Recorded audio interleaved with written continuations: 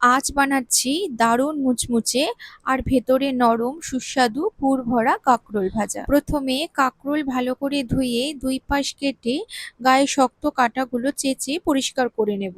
তারপর লবণ দেওয়া জলে সেদ্ধ করে ঠান্ডা করে মাঝ বরাবর কেটে চামচের সাহায্যে ভেতরের বীজ বের করে নেব। এবার মিক্সিতে কালো সর্ষে, পোস্ত আর চারমগজ শুকনো ঘুরিয়ে নিয়ে তাতে কাঁকরোলের বীজ, নারকেল কোড়ানো বা নারকেল কুচি, কাঁচা লঙ্কা, লবণ ও সামান্য চিনি দিয়ে একদম মিহি পেস্ট করে বেটে নেব। এখানে কিন্তু একদম জল দেব না। এই পুর কাঁকরোলের ভেতরে চামচ দিয়ে সুন্দর করে ভরে নেব। অন্যদিকে বেসন, কালো জিরে, লবণ, হলুদ, কাশ্মীরি লঙ্কার গুঁড়ো, বেকিং পাউডার আর অল্প জল দিয়ে একটা ঘন ব্যাটার তৈরি করে নেব।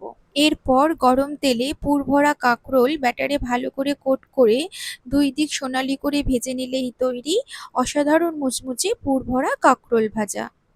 আজ তাহলে এইটুকুই। আবার আসবো অন্য কোনো রেসিপি নিয়ে। টাটা।